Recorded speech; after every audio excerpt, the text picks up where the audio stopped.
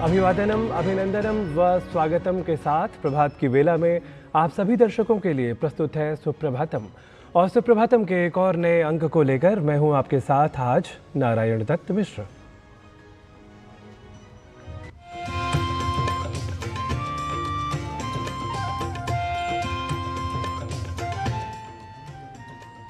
भारतीय ज्ञान, विज्ञान, सभ्यता और संस्कृति के संप्रसार व संचार हेतु प्रातःकालिक विशेष कार्यक्रम सुप्रभातम में हम लेकर आते हैं आपके लिए आज का पंचांग, सुभाषित, भारतीय ज्ञान परंपरा, स्वास्थ्य, योग, संस्कृत पाठशाला तथा एक रोचक व प्रेरक वृत्त भी। तो अब सुप्रभातम के क्रम को रखते हैं याद और करते हैं सुप्रभातम का शुभारंभ। कहा भी गया है, कालात् श्रवन्ति भूतानि, कालात् वृद्धिं प्रयान्ति च, काले चास्तम नियच्छन्ति, कालो मूर्तिरमूर्तिमान। काल के अमूर्त होने पर भी हम मानव काल की या समय की पहचान या अभिज्ञान गणना से करते हैं। और इस संदर्भ में भारतीय काल गणना अर्थात पंचांग की विशेषता भला किससे छुपी है। तो अब आज के पंचांग इस प्रभात के माध्यम से जान लेते हैं आज की तिथि, वार और नक्षत्र को। आज का पंचांग युगाब्द 5126, विक्रमी संवत 2081, शक संवत 1946, उत्तरायण, वैशाख मास, कृष्ण पक्ष, द्वितीया तिथि शुक्रवार, अनुराधा नक्षत्र। आज का दिन मंगलमय हो।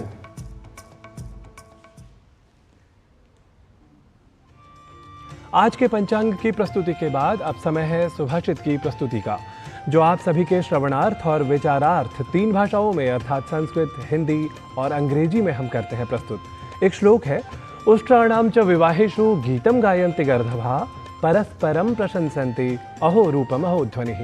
अर्थात परस्पर प्रशंसा तो यहाँ हर एक व्यक्ति हर दूसरे व्यक्ति के लिए करता है, यह हम देखते ही हैं। पर जब अच्छे वचन सभी के कल्याणार्थ हो तभी प्रशंसा परक कथन या जो वचन प्रेरणा दे जाए वह ही सुभाषित कहलाता है। तो आज जान लेते हैं कि हमारे आज के सुभाषित में अंतर्निहित वैचारिकता हम सभी को किस संदर्भ में कर रही है प्रेरित। अंजलि स्थानि पुष्पाणि वासयन्ति करद्वयम्, अहो सुमनसां प्रीते वाम दक्षिणयोः समा। हाथों की अंजलि में स्थित पुष्प दोनों ही हाथों को अपनी सुगंध से भर देते हैं। उसी प्रकार सहृदय व्यक्ति भी दाएं या बाएं का भेदभाव न कर सभी से एक समान प्रेमपूर्ण व्यवहार करते हैं। Flowers held inside the cavity by joining palms of both hands make both the palms fragrant. The same manner, virtuous people also show their kindness to everybody in the society without any discrimination. और अब बात भारतीय ज्ञान परंपरा की। प्राचीन भारत की ज्ञान परंपरा को उद्घोषित करता खजुराहो मंदिर वास्तुकला का महत्वपूर्ण उदाहरण है। लगभग 1000 वर्षों की धूप, वर्षा, आंधी तूफानों के झंझावातों को झेलता हुआ खजुराहो मंदिरों का समूह आज भी यथावत खड़ा है और प्राचीन भारत के वास्तु विज्ञान की उत्कृष्टता को उद्घोषित कर रहा है। देखिए हमारे सहयोगी जनेंद्र सिंह की यह विशेष रिपोर्ट।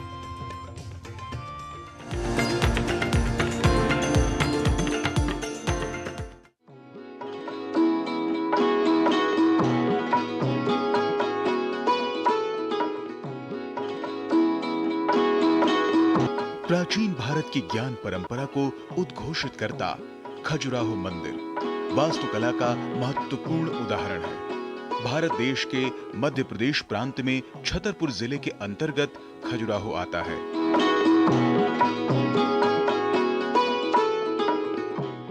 काशीराज पंडित की पुत्री हेमवती से चंद्रदेव का पुत्र खजूरपुरा में उत्पन्न हुआ, जिसका नाम चंद्रवर्मन था। वह चंद्रवंशीय क्षत्रिय था जिसने चंदेल वंश और खजुराहो की स्थापना की। खजुराहो चंदेल साम्राज्य की प्रथम राजधानी थी, चंदेल राजपूत राजाओं ने बुंदेलखंड की भूमि पर अपना साम्राज्य स्थापित किया। चंद्रवर्मन और उनके वंशज राजा वास्तुकला प्रेमी थे। एक समय उनके शासन क्षेत्र में बौद्ध भिक्षुओं और जैन सन्यासियों का प्रभाव बढ़ता गया, जिससे प्रभावित होकर नवयुवक राज्य की सेना में भर्ती न होकर बौद्ध भिक्षु और जैन सन्यासी बनने लगे और गृहस्थ जीवन से उन्मुख होने लगे। तब चंदेल राजाओं ने खजुराहो में विशेष कामुक वास्तुकला से संपन्न विभिन्न युद्धरत सैनिक और स्त्री पुरुष की कामुक कलाकृतियों में अपने वास्तु विद्वानों और कारीगरों के माध्यम से मूर्तियों का निर्माण कराया। ऐसे मंदिर बनवाए जिनमें अंदर गर्भगृहों में भगवान शिव, लक्ष्मी, पार्वती, श्री गणेश, लक्ष्मण, वराह, देवी जगदम्बा, सूर्य, विश्वनाथ, नंदी, वामन, जारी पार्श्वनाथ जैन, महावीर स्वामी और दुलाल देव आदि की मूर्तियां स्थापित हैं, जो वास्तुकला मूर्ति निर्माण का सजीव उदाहरण प्रस्तुत करती हैं। इन मंदिरों में 64 काम कलाएं बनाई गई हैं। इन मंदिरों का निर्माण 950 ईस्वी से 1050 ईस्वी के मध्य लगभग 100 वर्षों में चंदेल राजाओं के द्वारा कराया गया था। उद्देश्य यही था कि देवी देवताओं के दर्शन करने के साथ साथ कामुक मूर्तियों का दर्शन जन समुदाय कर सकेगा, और उद्देश्य सफल भी रहा। बुंदेलखंड के लोग नवयुवक सन्यासी जीवन से गृहस्थ जीवन की ओर लौटने लगे थे। चंदेल साम्राज्य की सैनिक व्यवस्था में नवयुवकों की भर्ती होने लगी थी। खजुराहो के मंदिरों की स्थापना दिशा को ध्यान में रखकर की गई थी। पश्चिमी समूह के मंदिर, पूर्वी समूह के मंदिर और दक्षिण समूह के मंदिर विशेष स्थान रखते हैं। मंदिर की विशाल संरचना खड़ी पहाड़ी के आकार में है, जो सुमेरु पर्वत का प्रतीक है। यह मंदिर 5 भागों वाली वास्तुकला शैली के द्वारा बनाया गया है, जिसमें मुख मंडप, अर्ध मंडप, महामंडप, अंतरालिका और गर्भगृह शामिल हैं। इन सभी मंडपों के अपने अपने शिखर हैं, जो गर्भगृह की ओर बढ़ते हुए मुख्य शिखर पर आकर समाप्त होते हैं। ये शिखर समरस आकृति के 84 लघु शिखरों का संयोजन है, जिसके चलते मंदिर के आकार में एक विशेष रूपरेखा देखने को मिलती है। तो स्पष्ट और सुंदर वास्तुकला दिखाई देती है कि इनकी उत्कृष्टता को ध्यान में रखकर यूनेस्को ने इन्हें अपने में स्थान दिया। खजुराहो में चारों ओर मंदिरों को निर्मित किया गया है, जिनकी देखरेख आज भारत के पुरातत्व विभाग द्वारा की जाती है। अपनी मां हेमवती के आदेश पर पुत्र चंद्रवर्मन ने अपने समय में ही 85 अद्वितीय मंदिरों, तालाबों और उद्यानों का निर्माण कराया था। इसके बाद उनके उत्तराधिकारियों ने अनेक मंदिरों का निर्माण करवाया था। लगभग 1000 वर्षों की धूप, वर्षा, आंधी तूफानों के झंझावतों को झेलता हुआ खजुराहो मंदिरों का समूह आज भी यथावत खड़ा है और प्राचीन भारत के वास्तु विज्ञान को उद्घोषित कर रहा है। भारत के पर्यटकों से अधिक विश्व के अन्य देशों से पर्यटक यहां पहुंचते हैं और अद्वितीय वास्तुकला के दर्शन कर अपने को धन्य मानते हैं। जनेंद्र सिंह की रिपोर्ट, डीडी न्यूज।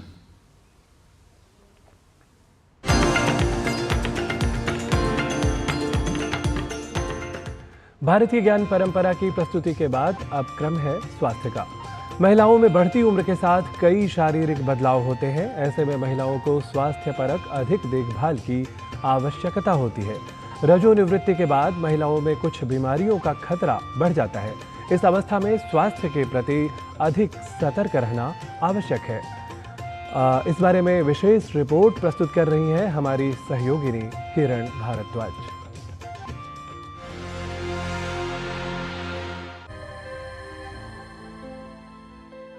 महिलाओं को अपने जीवन में कई अवस्थाओं से गुजरना पड़ता है। हर अवस्था का अपना अलग महत्व है। जीवन की कई अवस्थाओं में महिलाओं को कुछ जटिलताओं का सामना भी करना पड़ सकता है। रजोनिवृत्ति महिलाओं में बढ़ती उम्र में होने वाली एक सामान्य प्रक्रिया है। ये 45 से 55 वर्ष की महिलाओं में देखी जाती है। मेनोपॉज यानी रजोनिवृत्ति होने के बाद महिलाओं को कई तरह की परेशानी हो सकती है, जिससे उनकी दिनचर्या भी प्रभावित हो सकती है। यदि महिला को 1 वर्ष तक माहवारी ना हो तो इसे रजोनिवृत्ति कहा जाता है। कई बार रजोनिवृत्ति में महिलाओं को गंभीर समस्याएं भी होती हैं। ऐसा होने पर उन्हें तुरंत विशेषज्ञ से सलाह लेनी चाहिए। रजोनिवृत्ति के दौरान महिलाओं को तकलीफ का सामना करना पड़ सकता है, इसलिए इस दौरान महिलाओं को अधिक देखभाल की आवश्यकता होती है।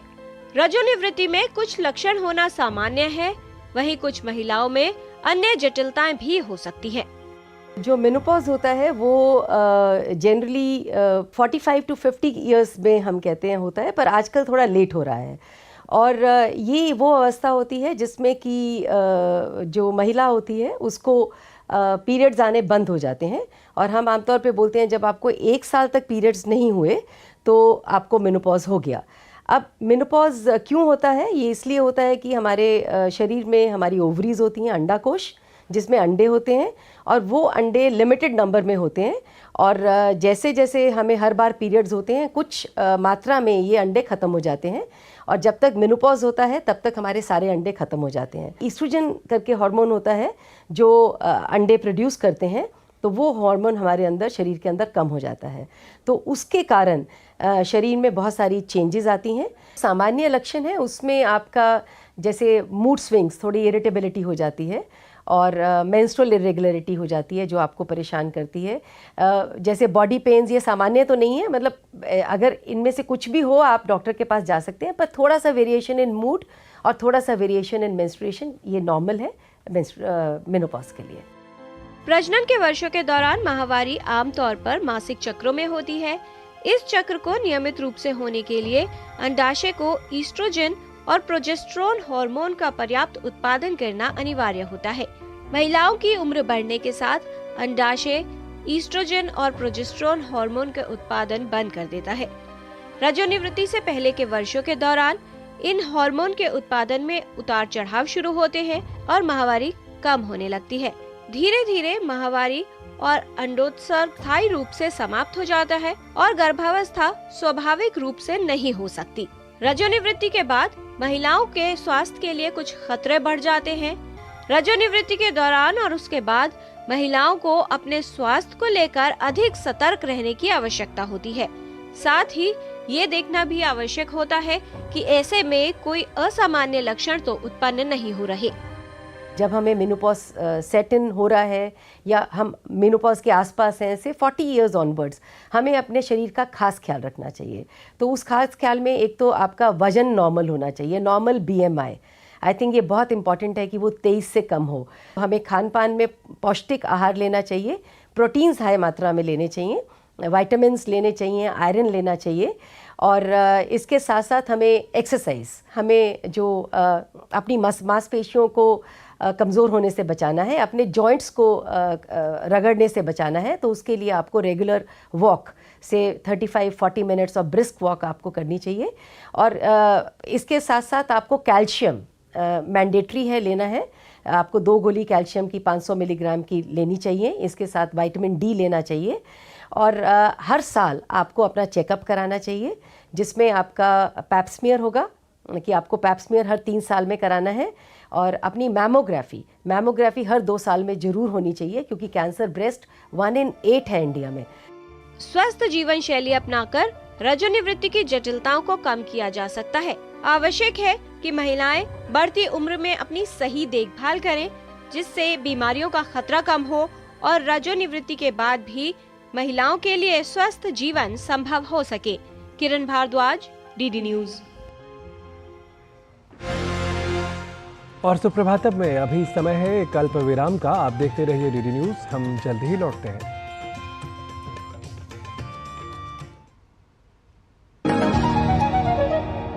स्वाद से सबको दीवाना कर दे, दीवाना कर दे। पता का चाय, गजब का स्वाद। मैं क्या जी, सब जानते हैं, जहां दिखे मारियो, अपना समझ के खा लियो। तेरी होने वाली मदर इन लॉ कुछ ज्यादा ही ट्रेडिशनल है। ट्रेडिशनल लोग ज्यादा इमोशनल होते हैं। तो भाई साहब, अब कोई किसी की लाइफ में आग नहीं लगा पाएगा। समर कूल, जो हर दिल करे कबूल।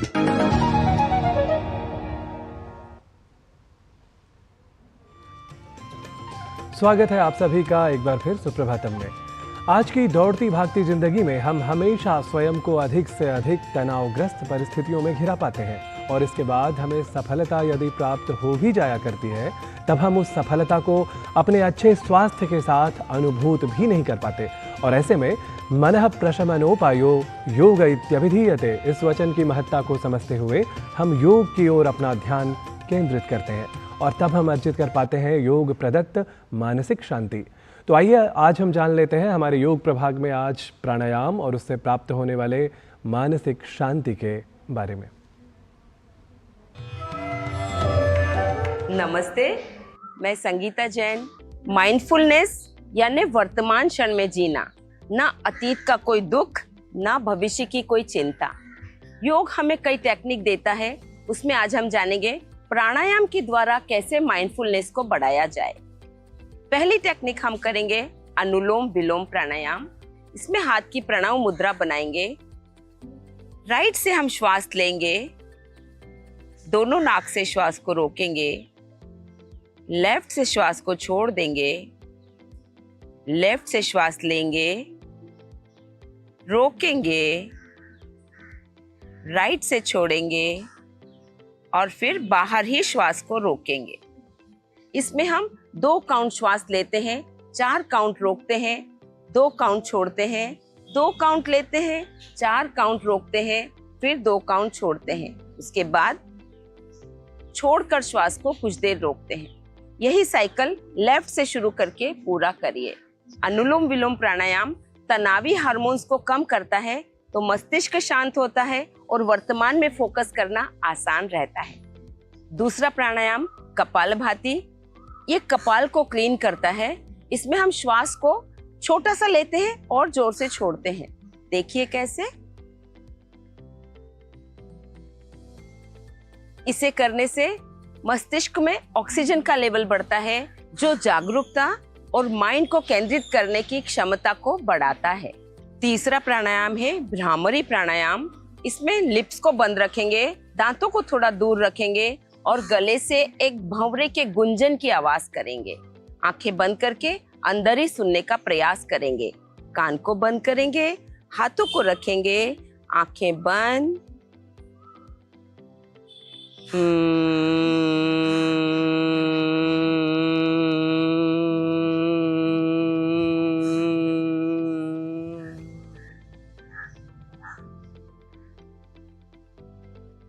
ध्वनि ध्यान के माध्यम से यह अभ्यास मस्तिष्क को शांत करता है, जिससे माइंडफुलनेस की गहराई और बढ़ती है। इस तरह प्राणायामों का नियमित अभ्यास करने से मानसिक शांति मिलेगी, चेतना का विकास होगा। आप हर कार्य को माइंडफुलनेस से करने लगेंगे तो आपका हर कार्य बहुत आसानी से पूरा होगा और चीजों को ढूंढना नहीं पड़ेगा। आइए आगे के कुछ प्रैक्टिकल टिप्स जानते हैं गुरु माँ डॉक्टर हंसा जी योगेंद्र से। नमस्कार। सवेरे उठते से ही जरा सांस पर ध्यान दें। सांस जरा ले छोड़े, सांस तो आती ही रहती है मगर ध्यान दे के जब करते हैं तो बात ही कुछ और हो जाती है। ये ध्यान देने वाली जो बात है वो दूसरे सेंसेस में भी होनी चाहिए। हमारे 5 ज्ञानेंद्रिय है जिसके थ्रू हम बाहर के ज्ञान को अंदर लेते हैं। आंखों से देखते हैं तो जो भी देखें वहाँ पूरे ध्यान से देखें, या जो भी सुने ध्यान से सुने। कान है, सूंघे चीज़ों को लेके और सेंस स्मेल का ध्यान दें, है ना। टेस्ट करें, टेस्ट का ध्यान करें। स्किन पे टच होती है कोई चीज़, वहाँ ध्यान जाए। ये सब जगह ध्यान जाना चाहिए। वैसे ही थोड़ा लिखना, थोड़ा उसको याद करना, ये चीज़ें भी उतनी ही ज़रूरी है माइंड के लिए। तो ये सब करना ज़रूरी है और ये करेंगे तो हर चीज़ शार्प रहेगी। नमस्कार। सुप्रभातम कार्यक्रम में अब समय हो चला है भाषा विषयक प्रभाग का, जहां हम आपको सिखा रहे हैं भारतीय ज्ञान परंपरा की उत्कृष्टता को सबके समक्ष रखने वाली संस्कृत भाषा को, और वह भी अभी कुछ क्रियागत पदों के परिचय के साथ। तो आज संस्कृत भाषा शिक्षण के क्रम में प्रथम पुरुष के कर्तृपदों अर्थात कर्ता के पदों व क्रिया के पदों के द्विवचन रूप सीखने के बाद हम प्रथम पुरुष के पुल्लिंग कर्तृपदों व क्रियाओं के द्विवचन के वाक्य बनाना सीखेंगे अपने सहयोगी गवीश द्विवेदी के साथ। और हाँ, आप सभी संस्कृत पाठशाला की कक्षा में कुछ नया सीखते समय साथ बोलकर अवश्य ही करें अभ्यास।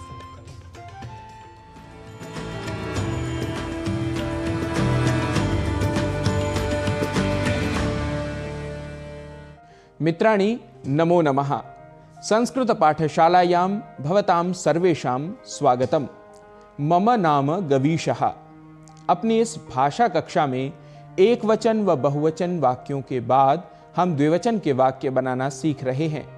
आज हम कर्ता एवं क्रिया का प्रयोग करते हुए एक वचन से द्विवचन वाक्य बनाएंगे। वैसे आप यह जान ही गए हैं कि वर्तमान कालिक क्रिया के अंत में ति के स्थान पर तह का प्रयोग करके द्विवचन रूप बनाना है एवं पुल्लिंग कर्तृपद में अह के स्थान पर औ, जैसे बालकः बालकौ। आकारांत स्त्रीलिंग में आ के स्थान पर ए, यथा बालिका बालिके। बालिके यह द्विवचन का रूप बनेगा। ईकारांत स्त्रीलिंग में ई के स्थान पर यौ, जैसे नारी नार्यौ। एवं नपुंसक लिंग में अम के स्थान पर ए, यथा फलम फले। इस प्रकार द्विवचन रूप बनाए जाएंगे, पर ध्यान रहे कि ये अत्यंत सामान्य नियम हैं। विशेष नियम हम समय के साथ साथ आप सभी को सिखाते जाएंगे। अतः मित्रों, भाषा सीखते समय अभ्यास करना अनिवार्य है। तो आइए आरंभ करते हैं आज का अभ्यास। आइए पहले पुल्लिंग के वाक्यों को बनाते हैं। वाक्य है छात्रः पठति। इसका द्विवचन बनेगा छात्रौ पठतः। छात्रौ पठतः अर्थात दो छात्र पढ़ रहे हैं। शिष्यः नमति अर्थात शिष्य प्रणाम करता है। इसका द्विवचन रूप बनेगा शिष्यौ नमतः। शिष्यौ नमतः। अग्रजः वदति। अग्रजौ वदतः। अग्रजौ वदतः। अश्वः धावति। अश्वौ धावतः। अश्वौ धावतः। सेवकः तिष्ठति। सेवकौ तिष्ठतः। सेवकौ तिष्ठतः। अग्रिम वाक्य है साधुः अटति। साधुः अटति अर्थात साधु घूमता है। एक साधु घूमता है, क्योंकि यह वाक्य एक वचन में है। इसका द्विवचन रूप बनेगा साधु अटतः। साधु अटतः अर्थात दो साधु घूमते हैं। कः हसति कौन हंसता है। इसका द्विवचन रूप बनेगा कौ हसतः। कौ हसतः अर्थात कौन दो हंसते हैं। सः हसति वह हंसता है। तौ हसतः। तौ हसतः अर्थात वे दो हंसते हैं। एषः हसति यह हंसता है। एतौ हसतः। एतौ हसतः यह दो हंसते हैं। वाक्य है पितृव्यः पृच्छति। द्विवचन रूप बनेगा पितृव्यौ पृच्छतः। पितृव्यौ पृच्छतः। अग्रजः वदति। अग्रजौ वदतः। अग्रजौ वदतः। शिक्षकः पाठयति अर्थात शिक्षक पढ़ाता है। पाठयति अर्थात पढ़ाता है। शिक्षकौ पाठयतः। शिक्षकौ पाठयतः अर्थात दो शिक्षक पढ़ाते हैं। मित्रों, अब इन वाक्यों के कर्ता व क्रिया को आपस में अर्थानुसार बदलकर आप भी संस्कृत में प्रथम पुरुष द्विवचन के कुछ नए वाक्य बनाइए। वाक्य बनाकर इन्हें सोशल मीडिया पर आप मुझे टैग करते हुए लिख सकते हैं। इससे आपके वाक्यों को मैं देख सकूंगा व आपका सहयोग कर सकूंगा। मित्रों, आज की कक्षा में इतना ही। आप संस्कृत वाक्य बनाकर अवश्य करें अभ्यास। तब तक के लिए नमस्कारः, नमो नमः, पुनः मिलामः।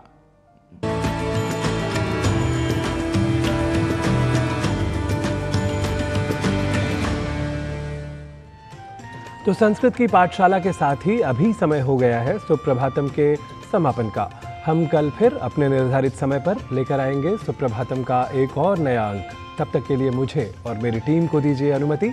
नमो वः, नमश्च भवद्भ्यः।